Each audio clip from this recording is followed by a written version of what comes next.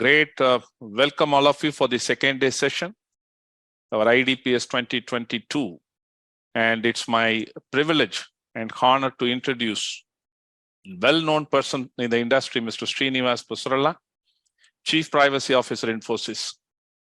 Mr. Srinivas is responsible for ensuring Infosys compliance to data protection regulations globally, spanning across 30 plus countries. He has been playing active role in privacy initiatives both in India and at the international arena.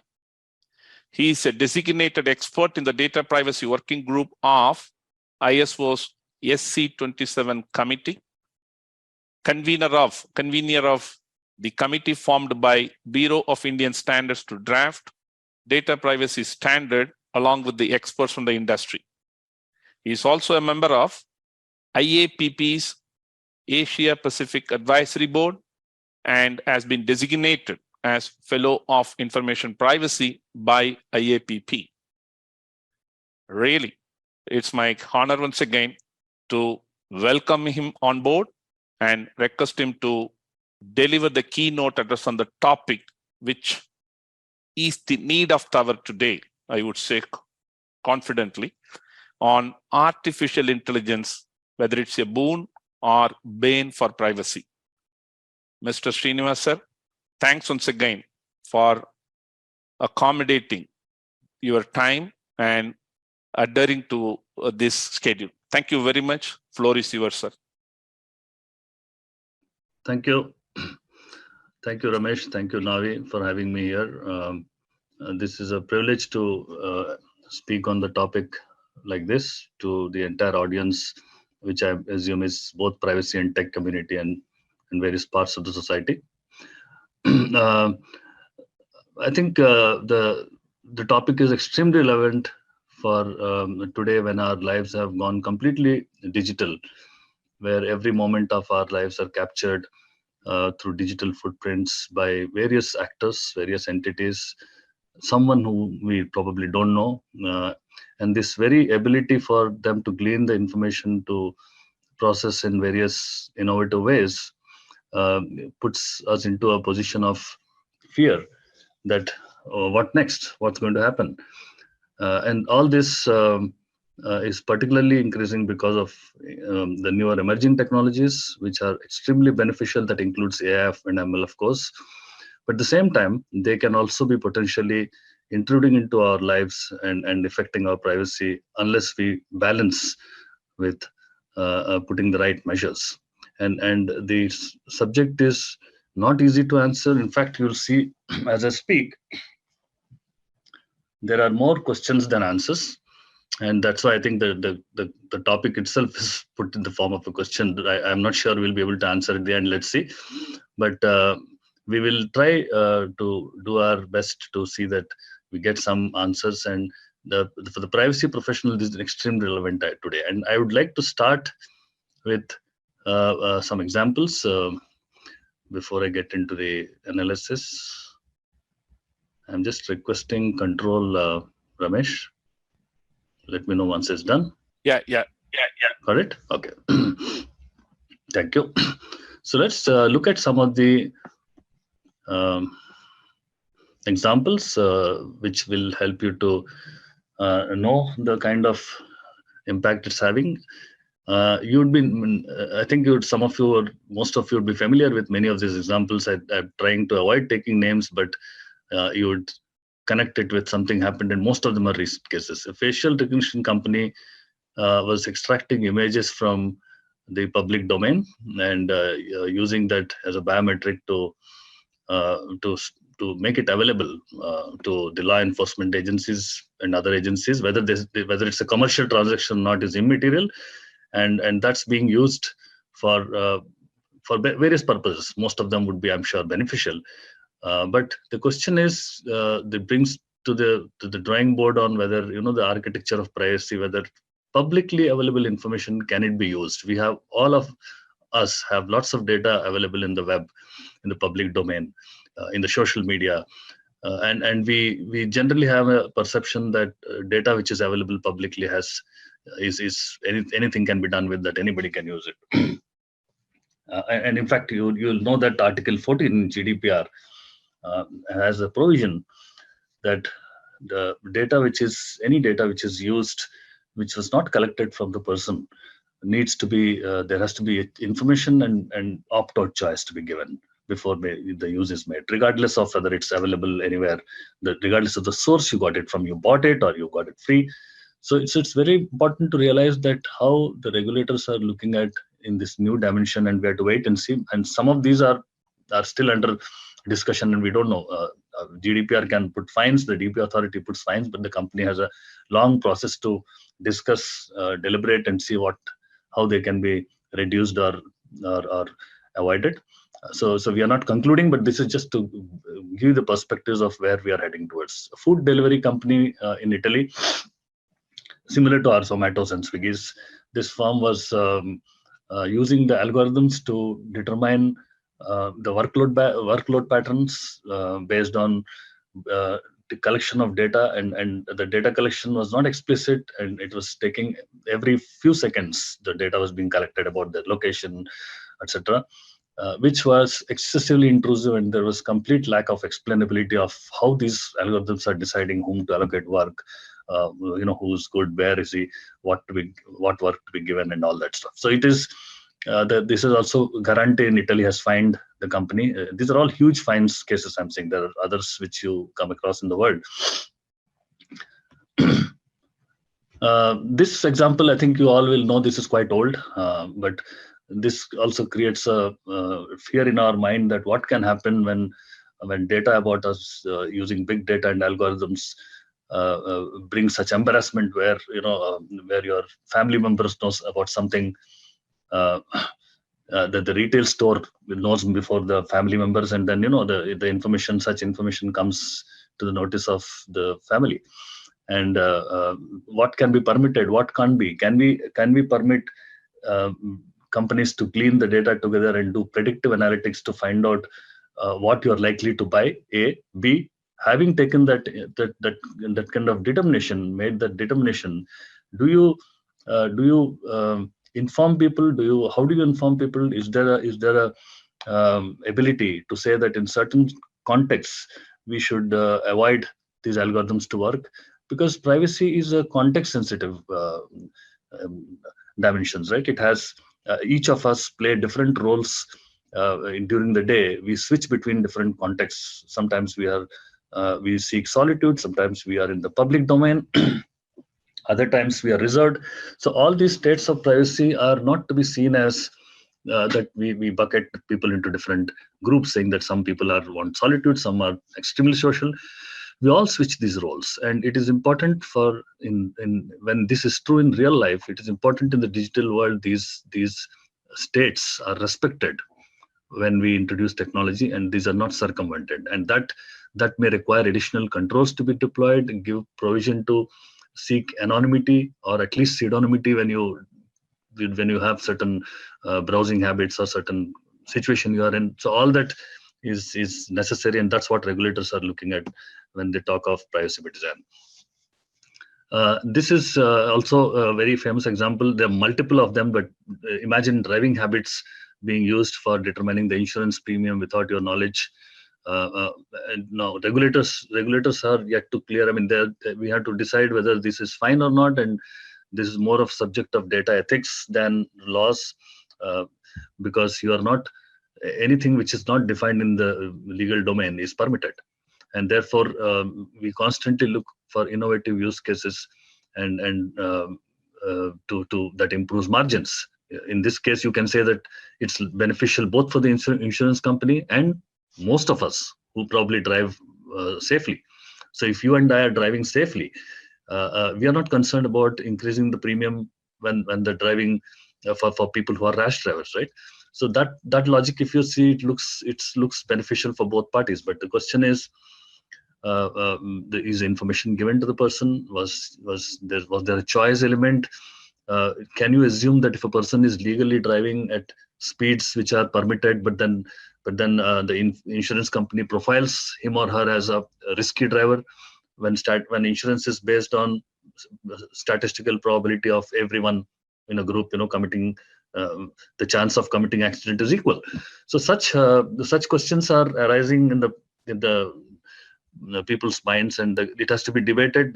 This is not yet clear. Such innovative use cases has to go through the scrutiny of the law, and until then we are actually grappling with this, and all this comes under data privacy as of now. But definitely we'll see the sectoral aspects of the regulations evolving to say what is appropriate and what is not, maybe in the short term or mid term. Very recently, a bank in Hungary was fined for prioritizing customers, which customers to call based on the conversations AI had to find out that which customers would possibly be troublesome, and we should call them on priority. And this deprived, you can say, some customers maybe who are not nasty, who are not rude. So do you expect that people have to be rude and thump the table to be able to get attention? So would we allow AI to maybe even humans do it? We also do it. When we start blaming AI, we need to think that even as humans, when we are in the interview panel or we judge people, we constantly do that. But the question is, how about avoiding bias? What if the data use was inappropriate, the context was different, and the algorithms are not explainable at all to say that, why was this person not given the call back when it was more important than another person? So those kind of questions are difficult to answer, and as of now, the company is yet to tell, get back on the response on what was the explainability used, and it's very difficult, as you'll see. China's social credit system, I think it's well known. This is just an example. More and more countries may join this. Many of these things are kind of, because technology is available, supply creates demand. You get this, and you get most of these are intended for the larger good of society. But what you need to think is, when you're constantly under surveillance, it puts you under unknown trauma, and you start behaving more like what the government or the country or an entity wants you to behave like. You completely lose who you are. You are living under constant fear, and you become kind of conformist to someone who wants you to behave the way you should behave. And therefore, although some of these behaviors may be legally permitted, but you still get stressed. We can say that, yeah, if you're not doing anything, you're not a jaywalker, you don't cross the red lights, then why are you afraid? But the question is, there is a lot of gray area in between the space of what is completely legal and illegal. And in that domain is where we see these challenges. So if you look at the impact of AI involving PII, of course, AI has lots of areas which are not related to personal information. It drives huge benefits in both when it comes to personal data and non-personal data. But in the personal data space, we see, because it touches human rights and decisional autonomy, we have to take extreme precautions to see that these are balanced. So some of the areas, the ways it impacts us is decisions about me that affect me. There are 4 broad areas. So if decisions are taken about me and that is impacting me, then I need to understand how this algorithm has taken that conclusion, what data was used, my data when it was used and fed into this, was it accurate? Did you get from the right source? Possibly there was a mistake in identifying the source, or the data source was correct, but then the algorithms misinterpreted it due to bias, and it impacted me in terms of not getting a credit card or not getting selected. The recruitment firms are encouraging increasingly use of AI to shortlist. 10,000 applications are there. You need to interview only 50 people. You cannot interview 10,000 people. So how do you reduce the content, the amount of people you need to interview? So all that. Then what do you do about right to explainability? Do you expect these 9,000 people to come and ask you, and you have the ability to put human intervention? It's very difficult to do such a thing, but then it's impractical. But the law requires it, particularly when the harms are irreversible. Recommendations made to me, but I can ignore. I can choose to ignore. Now, these are areas where algorithms use your own data, try to profile you, try to understand you better, and then suggest what would be possibly good for you in terms of, let's say, recommendation made to make purchases. It could be even the newspaper we saw in our smartphone. The news that it recommends is more and more cricket if you're a cricket lover, more and more Bollywood movies if you're that kind of person.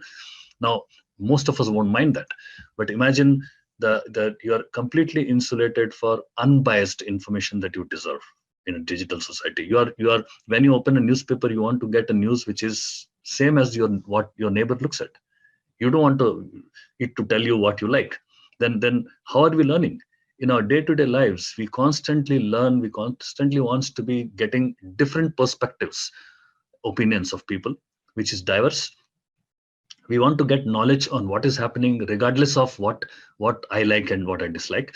And that which you get in uh, the newspaper, which comes as a magazine, in a paper form, or you make purchases, is giving, which the other filter bubbles and all don't give, because they look at what you like and then they give you more of that. And then we get what is called conformance bias in psychology, and we get into that mode, and constantly we are into that, and we start believing that increasingly that what conviction that we have is what is popular in the world, so I'm right. And similar thing happened in the case of Cambridge Analytica, and you can have large consequences, not just for individual, but also for the society at large in a democratic society. Predicting future outcomes based on past data. So this is about based on the data that is fed into the systems, extracted from various use cases, extracted from public domain, to predict that can go wrong, what is the likelihood of an event happening, mostly for a larger good, like preventive policing, etc. But the challenge is that the discrimination, the bias it can introduce in terms of various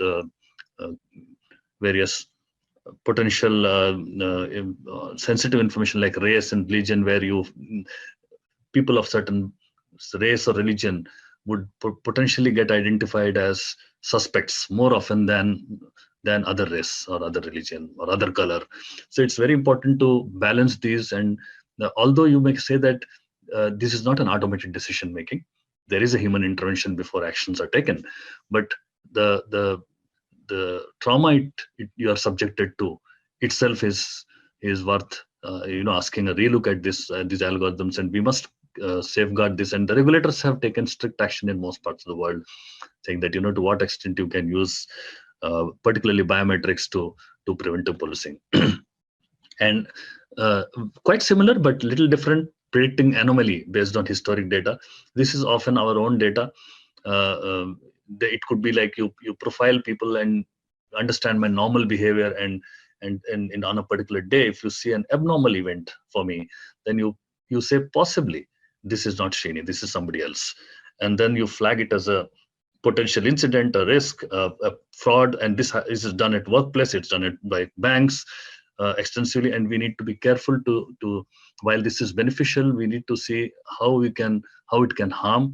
And we have to put safeguards. Even workplace monitoring, where the companies which have come up with innovative software that looks at your anomaly detection, and in fact they insist you to put the camera on throughout the work and through the examination. Maybe for examination it's fine, you take a 2-hour test, it may be fine, but more than that it could become excessive, because you live in work from home scenario, and in amidst home environment, you don't like other people to be spotted. Although on the other side there is no human looking at it, but the anomalies are definitely viewed at, and that could be potentially a problem. So I think the use of such anomaly detection and prediction must be restricted only to certain essential use cases.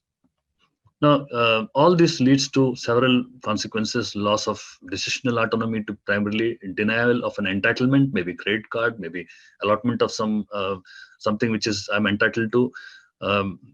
Discrimination in terms of not getting selected for a job, or discriminated based on for more scrutiny on certain aspect. Embarrassment, we spoke about in the first example. Loss of identity. Loss of identity is not the identity like Aadhaar and PAN. The identity is me. Each of us are different individuals from others. and we behave in certain ways. All this within the legal domain, you can express yourself in different ways. The dress you wear, the religion you believe, the social status you maintain in the society. Lots of things are we have which are we don't want to lose in terms of identity.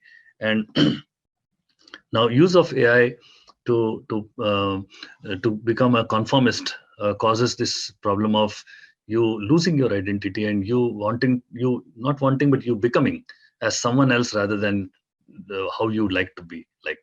So that causes a pressure to be a conformist. I think that itself is a serious concern, because society will stop growing if each of us have to be told what to do at every moment in lives.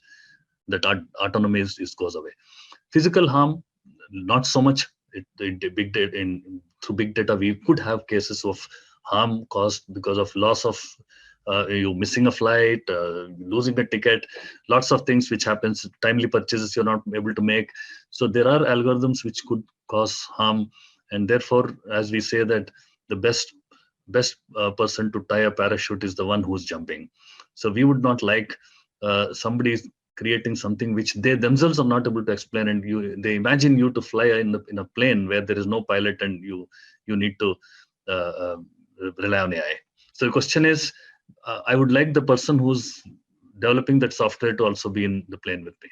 So that's the mindset we all have, that that we don't want to leave our lives on someone who's not taking the risk of the consequences. So here I quickly analyze some of the findings, some of the aspects which are important to be touched upon from taking GDPR example. We covered some of these in examples. Fair use of data is sometimes not is beyond the expectation of privacy. So unfair use of data happens without your notice. And transparency is about not able to explain why a particular decision was taken and how. And this is very difficult. Even now, nobody has any clue. There are tons of articles in the internet you will see about on all these aspects, but it just leaves at saying we should be able to explain, but nobody has any clue what do you mean by explanation. The reason we can't explain often is because we don't write any code. Unlike a traditional code, there is nobody who's writing an algorithm or a code which can be explained, right? So we need to have more work involved in be able to generate this. Data minimization, more attributes. I'm not referring to volumes of data. In fact, volumes of data is beneficial. If you have too much of data fed into AI, the learning is evened out. The biases will be avoided. The problem is with more attributes, less data. So if the attributes are more, the attributes which are not relevant for making a certain decision, those start coming in, then those can introduce the bias. As I was giving an example in recruitment, in job applicants case, if you collect race, religion, stuff like that, which are not relevant to determine the suitability of the applicant for the job, those could not only not be required, but they are harmful because the biases that get introduced by people will finally creep into the algorithms also. Accuracy has both in terms of use of data that you get for a person before decision is taken, and the fact that correlation and causation are not same. We often don't understand this, that bulk of the results that AI gives is based on correlation.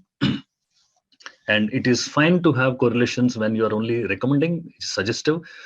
But the problem starts when decisions are made by the first use case, which I mentioned, that if decisions are taken on me without establishing the causation, the correlation can be absurd. We have tons of examples around this, that why correlations and causations, the area is extremely important. And many cases we find that without regard to this, people are using the algorithms, and particularly in the health industry, it can be devastating and fatal. It can have fatal consequences on patients if you administer or use diagnostic data based on only correlation. Purpose limitation. Data is used in ML and profiling may introduce purpose creep because the data was not supposed to be used. You are not informed. Now the people are talking about introducing consent. So such a consent may be not informed. Most people will not understand how these algorithms will work. So the meaning of consent is is lost because it's completely an uninformed consent. So instead of consent, we need to build accountability framework to see that the harm is contained when data is used for profiling and AI. The right to be two rights: right to be informed for opt-out is about Article 14 equivalent. I spoke about it before, that if you use data which is publicly available, it is important for us to know and given a choice to opt out. Right against automated decision making and profiling. This is also very important, and it will be practically difficult because of the same reason I said that there are more people who have of unfavorable outcome than who have favorable outcome, and entertaining them with human intervention is prohibitively expensive and completely defies the very use and logic for using AI. So we must work out some other mechanism to handle this. So overall, is it a boon or a bane? The answer is both. But we will not leave it at that, and we need to go further. I would say that we need concrete actions to define various standards on what is explainability, what is bias. There is a lot of work which is happening. I'm myself involved in ISO committee to work and on these aspects, and it's a very long journey. We are several countries are working together to define this, but it is very challenging to do that because we actually had to work together with tool providers, technologists, lawyers, engineers, policymakers. We all had to actually form groups to work this. We see that this is not working effective. We had to develop framework for PBD in AI solutions.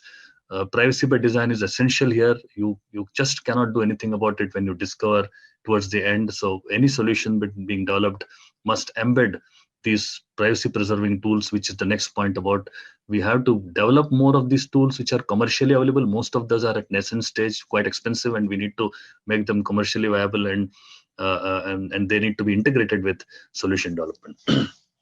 And of course, we need to regulate areas where AI's use must be subjected to PII. You would have been aware in Europe there is already a law, a regulation, draft regulation, which talks about classifying it into 3 buckets.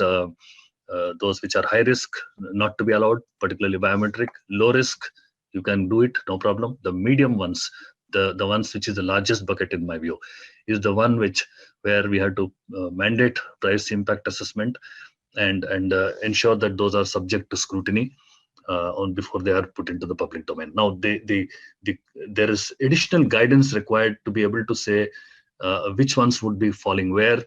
And with examples and use cases for various sectors like healthcare, financial sector, we need that. There's a lot of work to be done, and the enforcement mechanisms has to also improve. So overall, I see that there is a huge asymmetry of power between entities which have access to these technologies today and those who are citizens, consumers, whose data is actually being used, leveraged for making profits. And of course, our role should be to allow that to happen. But on the commercial side, the talks are about how do you empower people to even get profits from this data in terms of commercial profits. The other aspect is that the use of data for governments, for large use cases, where beneficial use cases, there we need important safeguards to see that we achieve what is required. We have seen that in pandemic, extensive use of big data and AI, which was very much useful to contain the spread of the pandemic. But you have to put safeguards to see that these are done in a manner where the data subject is ultimately empowered to say where they want to participate or not, and if they are, then does it require any commercial benefit for them. So that's how we need to see and completely avoid the harm perspective where there are serious consequences. So that's what I would sum up and leave a few minutes for questions if we have. Great, Mr. Srinivas. Thank you very much. And I will simply say, it's coming out from you. It's not a surprise to me. However, as you correctly started with that a real topic where everybody is, we are going through, because it's totally kind of new topic. Before I really go with other questions from the audience side, I have a question to ask you, sir. Can I go ahead? Sure. Yeah, we have heard of ethics in AI, right? Can you kindly elaborate on this? Because seems to be a kind of topic. Yeah, so data ethics is quite closely related to, if I had to put something to map it with GDPR, it is to do with fairness principle, Right. GDPR and all regulations. Right. And we are struggling, all of us are struggling to say what is fair and unfair. When what is written in black and white itself is being misinterpreted, where is the question of something which is not written in black and white? Excellent. So fairness is closely related to ethics. Ethics is closely related to the values of the society, the morality, and these differ from culture to culture and region to region.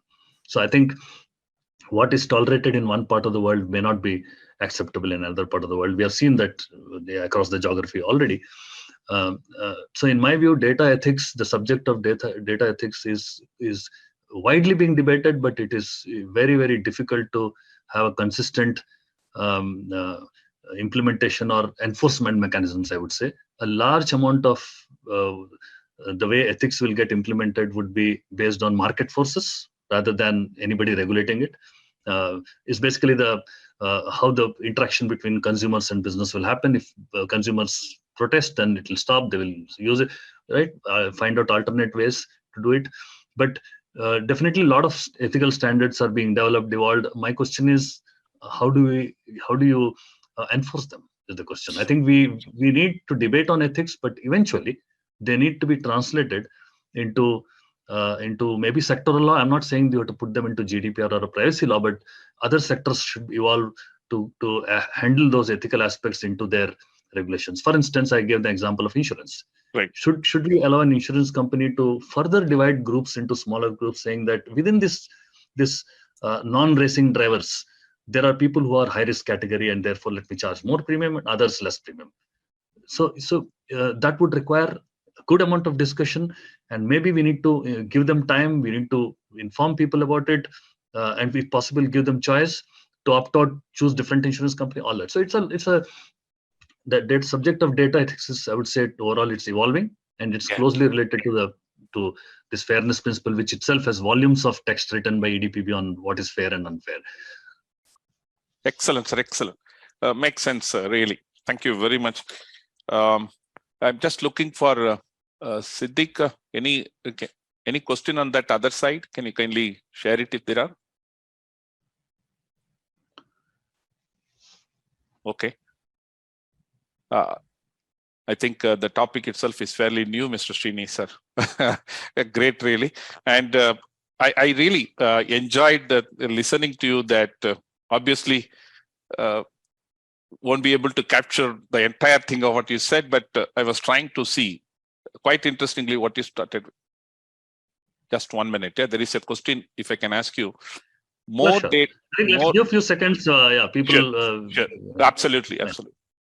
I'll tell you. There is a question from Mr. Subraidu, sir. Is the data processor applies AI, who is responsible for AI ethics? Wow, very good. If a data processor applies AI, who is responsible for AI ethics? Srinivas, sir?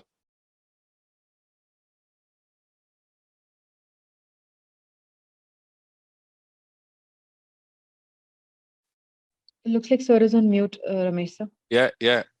Mr. Srini, sir? Has to unmute. You seems to be on mute. Oh, he's Looks like I Srini think sir has logged dropped. out now, dropped out. Yes, Yeah. yes, Ramesh, sir. I think maybe network. We'll hold on. He will rejoin again. Okay, my view I can place. Please, sir. Please go ahead, sir. Braidu has given. See, ultimately, data processor is a contractor of the data fiduciary or the controller. So whatever he does, it has to be within the request or contractual commitments under the data controller's instructions. So the vicarious liability for the use of AI by the data processor rests with the data controller only. As the data controller has to exercise rights ask the process which is being used by the processor, and if necessary, ask for BIOS audit to be submitted to him. Assurances can be taken. Whether he can do the last mile verification, that is different. At least the assurance he can take from the data processor that in the processing, whatever technology is being used, it will be done in a particular manner. And the output, if he gives, that output has to come back to the data controller. It cannot go to somebody else. Of course, if the data controller allows the data processor to do whatever processing and then give the data output outside, it almost amounts to allowing him to resell the processed data. So data fiduciary has to take the responsibility for that. Excellent. I think, Excellent. I think Ramesh, yes, Srini come sir back. is back. Yeah. Srini sir is Okay. yeah. Yes. if Mr. he has come back, Srinivas, we sir? can ask him. Mr. Srinivas, sir, able to hear me? He is not able to unmute, I understand. Okay. Okay. Yeah, any other questions? I'll tell you, sir. There is one more We can question. answer the question in the chat box. We can read out if necessary. But in the meantime, any other question? More data introduce less bias, as this is the reason of using machine learning to avoid the bias, and machine can handle lots of data and create inference. Okay, this is, I think, a kind of Prashant had just quoted there. Okay. Next question, sir. Probably you can. Okay, he has just sent a message. Fair enough. Sir, Yeah. Navi, sir, if a data processor or sub-processor applies AI. No, that's And what I answered. I yes. answered that. Okay. Fair enough. I think. Sadiq sent it back again. Okay. What is this? As far as the bias is concerned, we remember PDPB wanted to actually have a bias audit or assurance, no bias assurance to be given by any algorithm producer, and the Data Protection Authority wanted to have a right to say license or certify. So we have to see whether that will continue to be there. Even now, even many of the US laws, they are making BIOS audit mandatory whenever a black box algorithm is being used. But when they talk of bias, actually they are looking at racial bias kind of a thing. Now, decisional bias is a matter which one has to look in depth. That is, the testing of the algorithm has to be done in such a manner that it will take care of all likely bias risks. So I think that itself is a kind of an activity which we need to develop. I think he's again there. He's not able to. The other aspect about ethics is that in the software development of the AI, there has to be some codes introduced which does not allow the algorithm to do things beyond a particular point. It is like when you have a robot, you instruct the robot not to kill any human being. It's kind of a ethical instruction. So every AI algorithm needs to have a boundary set, and the responsibility for setting that boundary is with the owner of the AI. And in the Indian law, we also know that the Information Technology Act makes the owner of a software responsible for the actions of the software. So there is law that if the AI behaves in a particular manner which results in an adverse situation, then there will be the responsibility on the algorithm owner, and algorithm owner may or may not know the full way the algorithm functions, so he has to take the assurances from the developer. So in the software sale contract or license contract, certain assurances should be given by the software developer, which will be used by the software user. It is like the famous Uber accident case, where the accident happened, and whether Uber is responsible for that or the whatever software they used, the developer of that software was responsible. This is a matter of eternal debate. But at least we can say that in India, the owner of the AI is responsible for the consequences of the AI, because legally it is difficult to consider AI as a person. Ultimately, the human person who is subject to legal scrutiny is the person who is in charge, and that is what Section 11 of current ITA 2000 talks about in terms of attribution. That is a good provision which can be applied. So software developers need to set their own boundaries. People who design AI algorithms should put boundaries on to what extent the algorithm has to go, beyond which either it will give a gray kind of an output which has to be subjected to human decision making or otherwise. And that area requires a lot more discussion now, because it is a combination of technology and behavior, etc. In case Srini is able to unmute. No, not yet, sir. Not yet. Srini, sir? No. No, I think if he unmutes, he will come back immediately.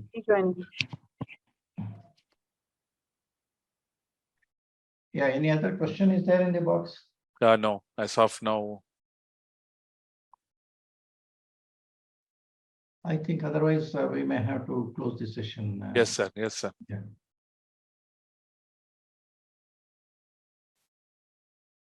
Okay.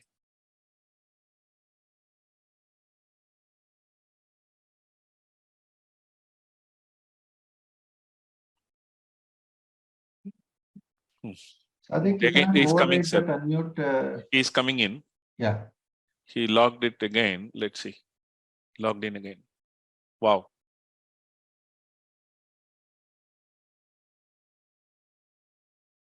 I think there is a problem in unmuting, I believe. Sadik, why don't you allow him to use some other ID, your ID like Dishant ID or something, then I think he will be able to come there. Even if the screen shows him as Dishant, we don't mind. Sure, I'll check. Sir. He's joining from mobile, he says. Yeah. Okay. We'll He's using a particular email address. I think that email address might have got blocked for some reason. Okay. So you give him an alternate email address, Sure, let him come in with that. Yeah. Sure.